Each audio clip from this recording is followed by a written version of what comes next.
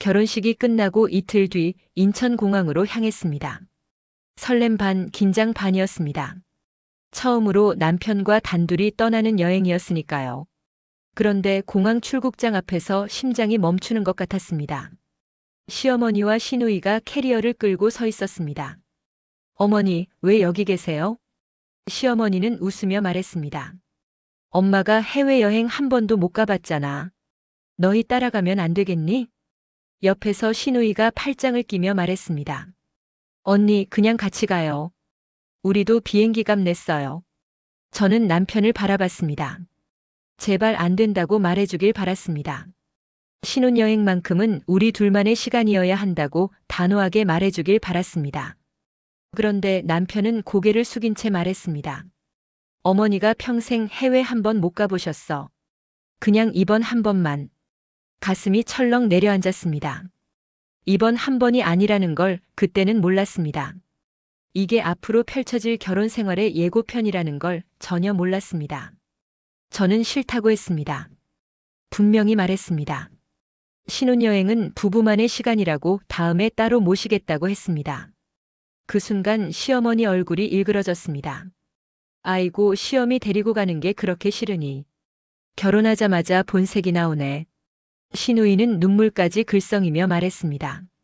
언니, 너무하다. 우리 엄마가 뭘 잘못했다고. 저는 악역이 되어 있었습니다. 결혼한 지 이틀 만에 나쁜 며느리가 되어 있었습니다. 남편은 제 편을 들지 않았습니다. 한마디도 하지 않았습니다. 그저 난처한 표정으로 서 있을 뿐이었습니다. 결국 저는 졌습니다. 4명이 함께 비행기를 탔습니다. 제 신혼여행에 시어머니와 22살 시누이가 따라왔습니다. 다행히 방은 따로 썼습니다. 그게 제가 끝까지 지킨 마지막 선이었습니다. 양보할 수 없는 단 하나의 선이었습니다. 낮에는 4명이 함께 다녔습니다. 시어머니는 이것저것 사달라 했고 시누이는 맛집마다 들어가자고 했습니다. 남편은 웃으며 카드를 긁었습니다. 그 카드, 제가 결혼 전에 만들어준 가족 카드였습니다. 밤이 되어서야 저는 숨을 쉴 수 있었습니다. 호텔 방 침대에 누워 천장을 바라보며 생각했습니다. 이게 정말 내 신혼여행이 맞나? 이게 정말 내가 꿈꾸던 결혼 생활의 시작이 맞나? 아이러니하게도 그 여행에서 아이가 생겼습니다. 의사 선생님은 축하한다고 했습니다. 기적 같은 일이라고 했습니다. 저는 아이를 가슴에 품으며 다짐했습니다. 이 아이만큼은 행복하게 키우겠다고. 이 아이를 위해서라면 뭐든 참겠다고. 그때는 정말 몰랐습니다. 이 아이가 제 인생을 지탱할 유일한 힘이 될 줄은. 그리고 이 아이 때문에 결국 이 결혼을 끝내게 될 줄은. 시누이는 22이었습니다. 저보다 10살이나 어렸습니다. 아직 대학생이었고 세상 물정 모르는 나이였습니다. 그래서 처음에는 이해하려고 했습니다. 철이 없어서 그런 거라고, 어려서 모르는 거라고 생각했습니다. 시누이는 우리 집에 자주 왔습니다.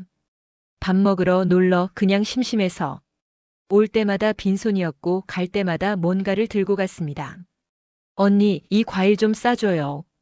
언니, 이 반찬 엄마 갖다 드려도 되죠? 처음엔 웃으며 싸줬습니다. 시동생도 없는 집에 시누이 하나뿐인데 잘해주고 싶었습니다. 그런데 시누이의 말이 점점 이상해졌습니다. 언니는 전업주부라서 좋겠다. 맨날 집에만 있으면 되잖아요. 그 말에 속이 쓰렸지만 웃어넘겼습니다. 아이 키우랴, 집안일 하랴 하루가 어떻게 가는지도 모르는데. 하지만 어린애한테 뭘 설명하겠습니까? 며칠 뒤 시누이가 또 말했습니다.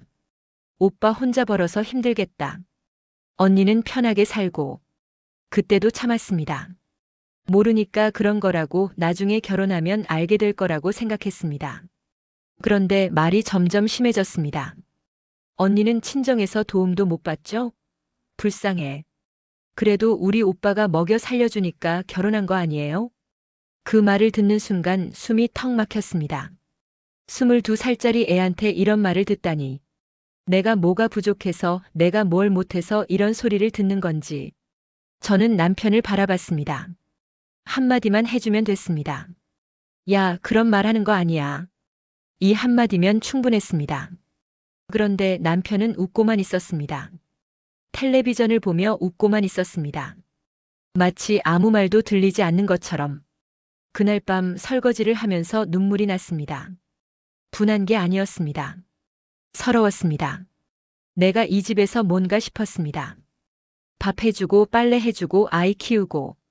그런데 돌아오는 건 저런 말뿐이었습니다. 그때 깨달았습니다.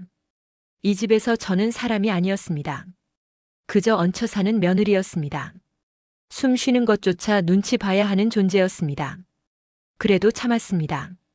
뱃속에 아이가 있었으니까요. 이 아이를 위해서라면 이 정도쯤이야 그렇게 생각했습니다. 세상 사람들은 저를 전업주부라고 불렀습니다. 시어머니도 시누이도 남편도 그렇게 생각했습니다. 집에서 살림만 하는 여자라고, 남편 월급으로 먹고 사는 여자라고. 하지만 아무도 몰랐습니다. 저는 글을 쓰는 사람이었습니다. 아이가 낮잠 자는 틈틈이 노트북을 켰습니다. 새벽에 일어나 글을 썼습니다. 원고료가 들어왔고 그 돈은 제 이름으로 된 통장에 꽂혔습니다. 적은 돈이 아니었습니다. 남편 월급보다 많을 때도 있었습니다. 어떤 달은 2배, 3배가 들어올 때도 있었습니다. 그런데 남편은 능력이 없었습니다. 월급이 적었고 그마저도 들쭉날쭉했습니다. 생활비를 책임질 수준이 못 됐습니다. 그래서 집안 살림은 전부 제 통장에서 나갔습니다. 아이 분유값, 기저귀값, 관리비, 공과금, 남편 용돈까지 제가 줬습니다. 그런데 아무도 몰랐습니다. 시어머니는 아들이 집안을 먹여 살린다고 믿었습니다. 시누이는 오빠가 불쌍하다고 했습니다. 어느 날 시어머니에게 전화가 왔습니다. 며느리야, 형네가 좀 급하다더라. 형네, 그러니까 남편의 형 집이 어렵다는 거였습니다. 사업이 안 돼서 카드값이 밀렸다고 했습니다. 얼마요? 300만 원만 보태주면 안 되겠니? 저는 아무 말도 하지 못했습니다. 300만 원 제가 밤새워 글 써서 번 돈이었습니다. 하지만 보냈습니다. 며느리 도리라고 생각했습니다. 가족이니까 어려울 때 돕는 거라고 생각했습니다. 그런데 그게 끝이 아니었습니다. 형애가 학원을 다녀야 하는데, 형수가 병원비가 모자라대. 명절인데 형네 용돈 좀 보태라. 전화가 올 때마다 돈이 나갔습니다. 100만 원, 200만 원, 50만 원. 전부 제 통장에서 빠져나갔습니다. 남편에게 말했습니다. 우리도 빠듯한데 이렇게 계속 보내야 해? 남편은 한숨을 쉬며 말했습니다. 형이 어려운데 어떡해. 가족인데. 가족. 그 말에 저는 입을 다물었습니다. 그런데 문득 궁금했습니다. 나는 가족이 아닌가? 내 고생은 보이지 않는 건가? 내가 번 돈이 어디서 왔는지 아무도 궁금하지 않은 건가? 저는 매일 밤 통장을 들여다봤습니다. 빠져나가는 숫자들을 보면서 생각했습니다. 이 집에서 나는 무엇인가? 돈 나오는 기계인가 사람인가? 아이를 낳았습니다. 10달을 기다린 끝에 세상에서 가장 예쁜 아이를 만났습니다. 그런데 출산 후 제 몸은 완전히 망가졌습니다. 허리가 끊어질 것 같았고 손목은 힘을 쓸 수가 없었습니다. 밤마다 아이가 울었고 잠은 2시간도 채 못 잤습니다. 수유하랴, 기저귀 갈아주랴 하루가 어떻게 가는지 몰랐습니다. 씻을 시간도 없었습니다. 밥 먹는 것도 잊을 때가 많았습니다.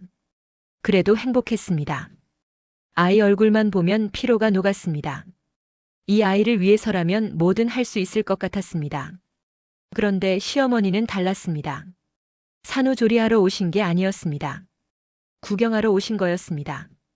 아이를 안아보시곤 금방 내려놓았습니다. 정작 하신 말씀은 따로 있었습니다. 며느리 살이 왜 이렇게 안 빠지니? 그 말에 숨이 막혔습니다. 출산한 지 1달도 안 됐는데 살 빼라는 소리를 듣다니. 옆에 있던 시누이가 킥킥거리며 말했습니다. 언니, 여자가 관리 안 하면 남편이 힘들어요. 오빠 불쌍하게 왜 그래요? 남편은 또 웃고만 있었습니다. 아무 말도 하지 않았습니다. 마치 당연한 말을 들은 것처럼 텔레비전만 바라봤습니다. 저는 아무 말도 하지 못했습니다. 가슴이 터질 것 같았지만 입이 떨어지지 않았습니다. 그날 밤 아이에게 젖을 물리다가 눈물이 흘렀습니다. 아이는 세상 모르고 젖을 빨았습니다. 저는 그 작은 얼굴을 보며 소리 없이 울었습니다. 내가 왜 이런 말을 들어야 하나? 내가 뭘 잘못했나? 아이 낳은 게 죄인가? 화장실에 들어가 문을 잠갔습니다. 거울 속에 비친 제 모습이 낯설었습니다. 푸석푸석한 얼굴, 부은 눈, 갈라진 입술. 한때 저도 예뻤는데, 한때 저도 당당했는데. 그런데 지금 저는 누구인가? 살 안 빠진다고 구박받는 여자. 남편 불쌍하게 한다고 손가락질 받는 여자. 그래도 참았습니다. 이를 악물고 참았습니다. 아이 때문이었습니다. 이 아이에게 완전한 가정을 만들어주고 싶었습니다. 엄마 아빠가 함께 있는 평범한 가정을 주고 싶었습니다. 그래서 삼켰습니다. 모든 서러움을, 모든 모욕을 꿀꺽 삼켰습니다. 언젠가는 나아지겠지, 그렇게 믿으며 버텼습니다. 명절이 다가왔습니다. 1년에 2번 설과 추석만큼은 친정에 가는 날이었습니다. 그나마 숨 쉴 수 있는 유일한 날이었습니다. 명절 전날부터 정신이 없었습니다. 시댁 제사 음식을 준비하느라 꼬박 이틀을 세웠습니다. 전을 부치고 나물을 무치고 갈비찜을 만들었습니다. 손이 기름에 절었습니다. 허리는 끊어질 것 같았습니다. 그래도 군말 없이 했습니다. 며느리 도리라고 생각했으니까요. 명절 당일 아침 제사를 마치고 상을 치웠습니다. 설거지까지 끝내고 나니 점심이 다 됐습니다. 저는 아이 옷을 챙기며 말했습니다. 어머니, 저 이제 친정 다녀올게요. 시어머니는 대답이 없었습니다. 시누이는 소파에 누워 휴대폰만 보고 있었습니다. 저는 현관으로 나갔습니다. 그런데 신발장 앞에서 멈춰 섰습니다. 제 신발이 없었습니다. 아이 신발도 없었습니다. 어머니, 제 신발 어디 있어요? 시어머니가 느긋하게 말했습니다. 아, 그거? 더럽길래 빨아놨다. 심장이 쿵 내려앉았습니다. 네? 지금 빨았다고요? 물에 담가놨어. 저녁쯤 되면 마르지 않겠니? 저는 믿을 수가 없었습니다. 명절 아침에 친정 가려는데 신발을 빨아버리다니. 옆에서 시누이가 킥킥거리며 말했습니다. 언니, 하루만 더 있다가요. 뭐 급한 거 있어요? 친정이 도망가나. 저는 아무 말도 할 수 없었습니다. 분노로 손이 떨렸습니다. 시누이가 덧붙였습니다. 원래 며느리는 명절에 부려먹는 거잖아요. 우리 엄마도 그렇게 살았어요. 언니만 유난이야. 그 말을 듣는 순간 머릿속이 하얘졌습니다. 부려먹는 거. 며느리는 부려먹는 거. 저는 천천히 시어머니를 바라봤습니다. 시어머니는 텔레비전을 보며 과일을 드시고 있었습니다. 아무 일도 아니라는 듯이. 남편은 안방에서 코를 골며 자고 있었습니다. 제사 지내고 피곤하다며 들어간 지 1시간째였습니다. 저는 젖은 신발을 바라봤습니다. 물이 뚝뚝 떨어지고 있었습니다. 아이 신발도 축축하게 젖어 있었습니다. 그 순간 제 안에서 뭔가가 끊어졌습니다. 팽팽하게 당겨져 있던 줄이 툭 끊어지는 느낌이었습니다. 더 이상은 안 되겠다. 더 이상은 못 참겠다. 저는 천천히 고개를 들었습니다. 시누이가 여전히 웃고 있었습니다. 그 웃음이 제 안에 남아있던 마지막 인내심을 무너뜨렸습니다. 시누이는 그날도 입을 멈추지 않았습니다. 언니는 왜 이렇게 예민해요? 신발 빨아준 게 뭐가 잘못이에요? 그러니까 사람들이 언니를 싫어하는 거예요. 저는 가만히 서 있었습니다. 젖은 신발을 내려다보며 아무 말도 하지 않았습니다. 시누이가 코웃음을 쳤습니다. 뭐야, 또 삐쳤어요? 맨날 그러니까 오빠가 힘들지. 그 순간 저는 아무 생각도 나지 않았습니다. 머릿속이 하얘졌습니다. 몸이 먼저 움직였습니다. 손이 올라갔습니다. 그리고 시누이의 뺨을 때렸습니다. 찰싹. 소리가 거실에 울려 퍼졌습니다. 시간이 멈춘 것 같았습니다. 시누이는 뺨을 감싸쥐고 멍하니 서 있었습니다. 그러다 갑자기 울음을 터뜨렸습니다. 엄마, 언니가 나 때렸어. 시어머니가 벌떡 일어났습니다. 뭐? 이게 무슨 짓이야? 어린애를 왜 때려? 안방에서 남편이 뛰어나왔습니다. 야, 무슨 일이야? 왜 때려? 모두가 저를 노려봤습니다. 저는 미친 여자가 되어 있었습니다. 어린 시누이를 때린 나쁜 며느리가 되어 있었습니다. 그런데 이상하게 후회가 없었습니다. 오히려 속이 시원했습니다. 그동안 꾹꾹 눌러왔던 것들이 터져 나오려 했습니다. 저는 천천히 입을 열었습니다. 어머니, 형네 도와준다고 보낸 돈 있죠? 시어머니가 눈을 치떴습니다. 그게 지금 무슨 상관이야? 그 돈 전부 제 통장에서 나간 겁니다. 거실이 조용해졌습니다. 300만 원, 200만 원, 명절 용돈까지 전부 제가 번 돈이었습니다. 시어머니 얼굴이 굳어졌습니다. 남편이 당황한 표정으로 저를 바라봤습니다. 저는 남편을 똑바로 쳐다봤습니다. 당신 월급으로 이 집 살림 돌아간 적 없어요.